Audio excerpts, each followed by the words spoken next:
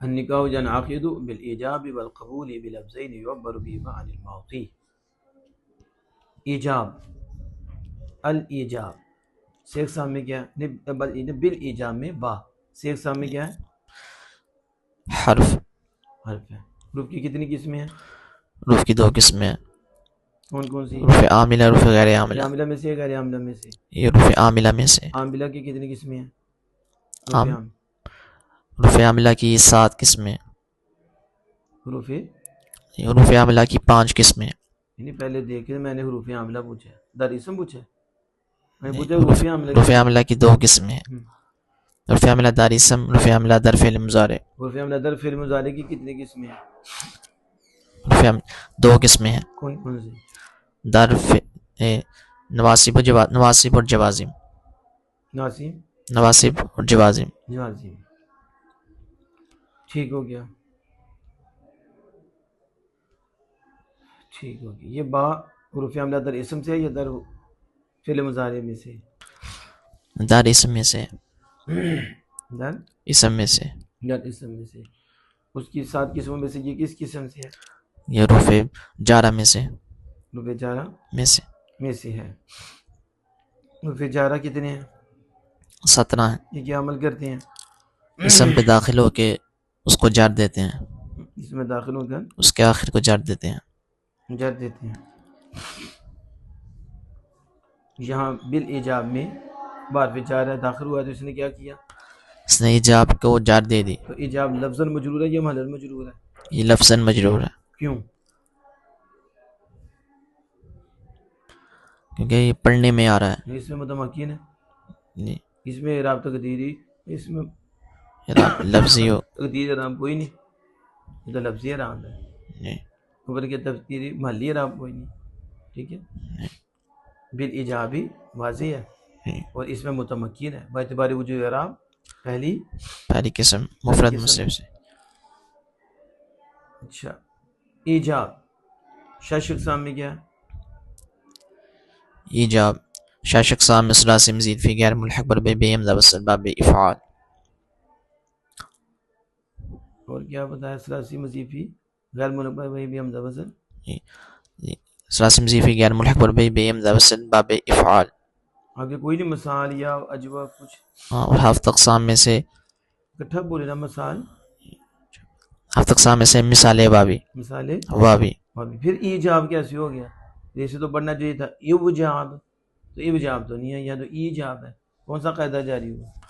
یہاں مثال کا قاعدہ جاری ہوا کہ بابے کہ اس کے بہت ساکن واو ساکن اور ماقبل مقصور ہے، تو واو کو ماقبل حرکت کے موافق حرف ہے. کیا ہے؟ بہت ساکن غیر جی، واو ساکن غیر مدغم، تو واو کو کسرہ کے بعد کسرہ کے بعد واقع ہو تو اس کو ماقبل حرکت کے موافق حرف علہ سے بدلنا واجب ہے. بہت ساکن غیر مدغم کسرہ کے بعد وجوباً یا ہو جاتی ہے. جیسے نستعینو میں بھی ماقبل کرنے کے لگے دی تو نستعیب واو ساکن غیر مدغم کسرہ کے بعد یا ہو گئی وجوباً نستعین. اس طرح اور بھی مثال نہیں اس کی. میعاد، میوعاد تھا، واو ساکن غیر مدغم کسرہ کے بعد واقع ہوئی، یا سے بدلنا واجب ہوا. میو سے میعادن، اسی طرح ایو سے ایجا بن ایجاب. قبول، قبول 6 اقسام میں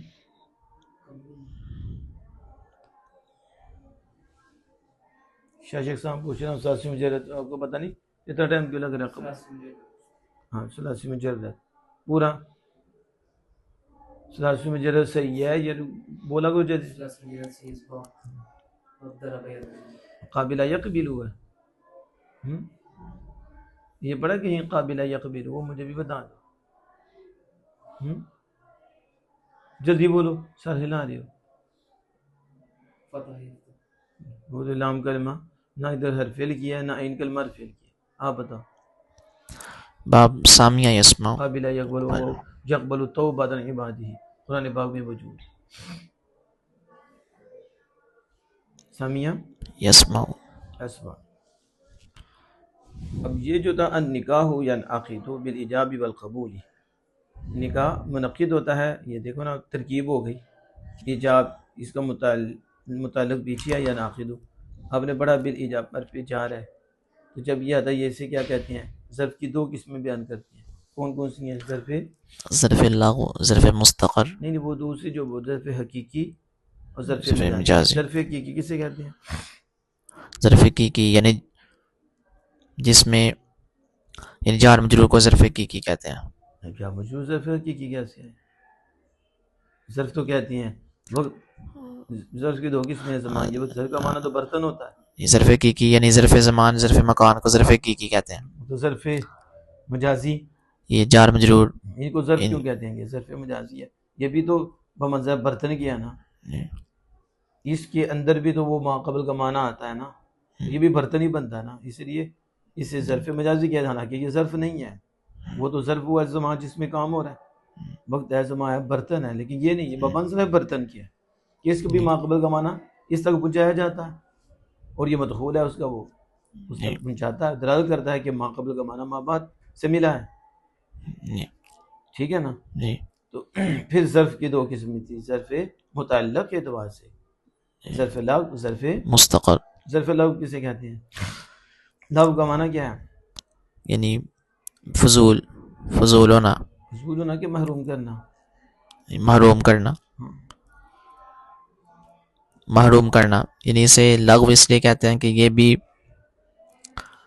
یعنی اس کا جو عامل آ جاتا ہے اسے وہ محروم کر دیتا ہے. جب اس کا عامل لفظوں میں آ جاتا ہے اس کا متعلق تو اسے پھر وہ محروم کر دیتا ہے. اصل یہ ہے کہ ظرف لغو کیوں کہتے ہیں کہ یہ جو جار مجرور ہے، جار ہے مجرور ہے، یہ عامل کی جگہ آتے ہیں. یہ چاہتے ہیں کہ ہم عامل کے جگہ آئیں. ٹھیک ہے. تو عامل کیا ہو؟ محذوف. سمجھ آ گئی؟ تو یہ اس کی جگہ قرار پکڑتی ہیں. یہ اصل ہے. لیکن جب ان کا عامل لفظوں میں آتا ہے تو یہ اس سے محروم کر دیے جاتے ہیں. جو اس سے محروم کر دیں. تو اس لیے سے کہتے ہیں ظرف لغو. اب اس کو اس کے عمل سے محروم کر دیا گیا. تو وہ کیا ہے کہ عامل ان کا جو ہے نا وہ مذکور نہ ہو. تو اب یہاں عامل مذکور ہو جاتا ہے. تو جب وہ مذکور ہوتا ہے تو اس کو کیا کر دیا جاتا ہے؟ اس کے عمل سے محروم کر دیا جاتا ہے. ظرف لغو. تو اب یہاں بتائیں ظرف لغو ہے یا ظرف مستقر؟ ہاں ظرف لغو ہے. دیکھیے جا موجود یہاں وہ عامل جو ہے وہ موجود ہے. اس لیے ان کو جو یہ چاہتے تھے عامل جی کا قرار پکڑنا وہ نہیں ہوا. اس سے محروم کر دیا کہ ان کا متعلق لفظوں میں موجود ہے. ٹھیک ہے. بالایجابی والقبولی. بالایجابی آپ نے کہا حرف جار نے ایجاب کو جر دی تو ٹھیک ہے یہ مجرور ہو گیا بالایجابی. تو والقبولی کیوں مجرور پڑھے؟ اس کو کسی نے جر دے دی. ادھر تو کوئی عامل نہیں ہے. اس کو تابع ہونے کی وجہ سے جر دی گئی ہے. تابع کسے کہتے ہیں؟ تابع کہتے ہیں جو ماقبل کا اپنے ماقبل کے تابع ہو. کس کس میں تابع ہو؟ یعنی تابع وہ اسم ہے کہ جو اپنے متبوع کے اپنے متبوع کے یعنی اس سے پہلے ایک اسم ہوتا ہے جسے متبوع کہتے ہیں. وہ اس کے کس میں تابع ہے؟ ایک ہی جہت سے، ایک ہی جہت سے اعراب میں، ایک ہی جہت سے اعراب میں اس کے تابع ہوتا ہے. یعنی وہ فاعل بنتا ہے تو یہ بھی اس کے تابع کے فاعل ہی بنتا ہے. یعنی کہ وہ فاعل بنے یہ مفعول بنے یا یہ کچھ اور بنے. جب فاعل ہی ہے تو یہ بھی اسی کے تابع ہو کر بھی فاعل بنے گا. جو اس کا اعراب ہوگا سو اس کا اعراب ہوگا. تو تابع وہ دوسرا اسم ہے جس سے پہلے ایک اسم ہوتا ہے اور وہ اس کے اعراب اور جہت سے اس کے موافق تابع ہوتا ہے. اس کی کتنی قسمیں ہیں؟ تابع کی 5 قسمیں. کون کون سی؟ صفت، پہلی صفت، دوسری بدل، عطف بیان، عطف حرف. اور بدل کی طرح بدل کی بھی تو بول دیں. بدل کی بھی ہے کہ بدلے بعض نہیں بس بدل ابھی بولیں کہ آگے تو تعریف ڈیٹیل ہے. پھر ثانیہ کو بتانے والا میں ڈیٹیل تو پوچھ نہیں رہا، صرف پوچھا ہے کہ کتنی. آپ نے صرف بتانا صفت، تاکید، عطف حرف، عطف بیان اور بدل. والقبول یہ کس سے ہے؟ 5 میں سے. صفت تکید، عطف بحرف، عطف بیان، یہ کس ہے؟ عطف بحرف سے. عطف بحرف. جی عطف بحرف کا کیا مطلب ہے؟ یعنی یہ جو تابع ہے اس کے ماقبل واو حرف عطف آ جائے، واو ہے تو کوئی نہیں ہے. یعنی کوئی بھی حرف عطف میں سے کوئی حرف آ جائے ہاں تو اس کے ذریعے جو ہے اس کے ذریعے یہ مطبوع کے تابع ہو جاتا ہے. تابع ہو جاتا ہے. تو بھی مطلوب و مطلوب علیہ کا حکم کیا ہے؟ تو مطوف علیہ کا ایک ہی حکم ہو جاتا ہے کیا؟ کہ اگر وہ مطبوع مرفوع ہے تابع بھی مرفوع ہوگا. اور دوسرا کیا ہے؟ جس چیز کی نسبت جس چیز کی نسبت مطبوع کی طرف کی گئی ہے وہ اسی چیز کی نسبت تابع کی طرف کی گئی ہے. یہ جملے میں نہیں ہوتا، جملے میں ایسا نہیں ہے، یہ صرف مفرد مفردات ان میں ہوتا ہے. اس میں نہیں کہ ما قبل کے حکم کے تابع ہو، ایسا نہیں ہوتا. وہ پھر جمع کے لیے یا کسی ترتیب کے لیے جہاں آتا ہے. والقبولی، اب یہاں والقبولی میں آپ کہہ رہے ہیں کہ ایجاب مطوف علیہ ہے، واو حرف عطف ہے جو مبنی ہے. والقبولی یہ واو کے ذریعے جو ہے ایجاب پر اس کا عطف ہے، اس لیے وہ مطبوع ہے تو مطبوع کا جو اعراب ہوگا سو تابع کا بھی ہوگا، اس لیے قبول کا بھی اعرابی ہے. یعنی مطوف علیہ اور یہ معطوف ہے. ٹھیک ہو گیا. بلفظین، اس میں بھی تو با آیا نا حرف جار. اب اس کا بھی تو متعلق ہے، یہ بھی دو قسم، ظرف لغو یا ظرف لغو ہے یا ظرف مستقر ہے. یا تو اپنے عامل کی جگہ قرار پکڑا ہوا ہے یا نہیں. اگر عامل کی جگہ قرار پکڑا ہوا ہے تو عامل کیا محذوف ہے، اگر عامل کی جگہ قرار نہیں پکڑا ہوا تو عامل لفظوں میں ہے، تو پھر یہ لغو ہو جائے گا. ٹھیک ہے. اب بتائیں یہ با کا یہ جو با ہے جار مجرور، یہ ظرف لغو ہے یا ظرف مستقر ہے؟ یہ ظرف مستقر ہوگا. ظرف مستقر. ہاں وہ کیا ہے؟ یہ ملابسین. ہاں ملابسین سین. یعنی حال آپ نے کہا تھا کہ کیوں آپ نے کیسے پتا چلا کہ یہ حال واقع ہو رہا ہے؟ یہ پیچھے ایجاب و قبول کا ذکر آ چکا ہے. یہ وہ تو آ چکا ہے. نشانی کیا ہے کہ یہ حال واقع ہو رہا ہے؟ اب حال کی تعریف کیا ہے یہ بتائیں. حال وہ جو فاعل یا مفعول کی حالت کو بیان کرے، وہ اس میں نکرا ہے جو حال فاعل یا مفعول کی حالت کو بیان کرے. فاعل یا مفعول کی آپ حالت. نے کہا کہ یہ ایجاب اور قبول جو ہیں ان کا حال واقع ہو رہا ہے، یہ کہا نا آپ نے. جب ان کا حال واقع ہو رہا ہے تو پھر حال کے لیے تو ضروری ہے کہ پیچھے مفعول ہو یا فاعل ہو. مفعول فاعل تو نہیں ہے ایجاب، تو اس کا مفعول ہو نہ ثابت کریں کہ یہ مفعول ہے تو پھر یہ حال بنائیں گے نا.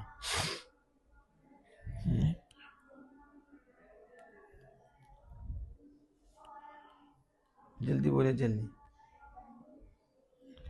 مفعول کی بھی دو قسمیں ہیں، مفعول بھی کی وہ بتائیں. مفعول یعنی یہ مفعول بھی کی بھی دو قسم ہیں، ایک مفعول حقیقی ایک غیر حقیقی. آپ نے پڑھا تھا کلمۃ لفظا وضع الکلمۃ لفظ وضع لمعنی مفرد، تو معنی سے بھی مفردین کو حال بنا کے مفردن پڑھا تھا. تو کم معنی سے کیسے آپ حال بنا سکتے ہیں جبکہ معنی تو مجرور ہے اور حال بنتا ہے فاعل یا مفعول بھی سے. نہ یہ فاعل ہے نہ مفعول بھی ہے. تو انہوں نے کہا تھا کہ مفعول بھی کی دو قسمیں، ایک مفعول بھی صریح، ایک مفعول بھی غیر صریح. صریح کیا بغیر حرف جار کے ذریعے ایسے جو ہے نا وہ مفعول واقع ہو، تو وہ اب غیر صریح کیا ہے کہ حرف جار کے ذریعے. تو یہ اگرچہ صریح نہیں ہے تو غیر صریح کی کلام حرف جار کے ذریعے وہ دیا گا مفعول بھی واقع ہو رہا ہے، لہٰذا مفعول بھی غیر صریح ہے اس لیے اسے حال واقع ہونا درست ہے. یہاں بھی وہ دیکھیں، یہاں آپ جو بتا رہے ہیں مفعول بھی صریح مفعول بھی غیر صریح. غیر صریح. ہاں تو یعنی یہاں بھی بلفظین یہ حال بنے گا مفعول بھی غیر صریح سے. ہاں مفعول بھی غیر صریح سے. غیر صریح سے. ٹھیک ہے. تو اب جو ہے نا ایک تو یہ بن گیا. دوسرا وہ کہتے ہیں آپ کیسے کہہ سکتے ہیں کہ یہ مفعول یہ صلح حال ہے اور آگے بھی لفظین حال ہے، یا نقید سے مل نہیں سکتا کہ نکاح منعقد ہو دو لفظوں کے ساتھ. نکاح دو لفظوں سے منعقد ہوگا کہ ایجاب و قبول سے ہوگا؟ نکاح ایجاب و قبول سے ہوگا. اور ایجاب و قبول جو ہیں وہ دو لفظوں کے ساتھ ہیں، وہ دنیا ماضی سے تعبیر کیا جاتا ہے. اس کے مطلب کہ ایجاب و قبول بولنا ہے جب بولے گا نہیں لکھ دے گا تو نکاح نہیں ہوگا، ٹھیک ہے، وہ بعد میں بحث ہوگی ہماری بلفظ ہی.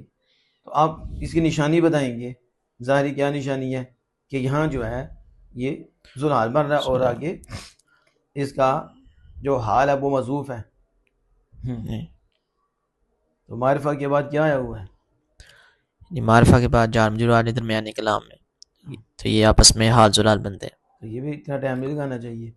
اگر معرفہ کے اگر نکرہ کے بعد آ جاتے، اگر اس کا پیچھے کوئی تعلق نہیں ہے، ٹھیک ہے، جیسے اس کا بھی تعلق نہیں ہے، تو پھر وہ موصوف صفت بنتے.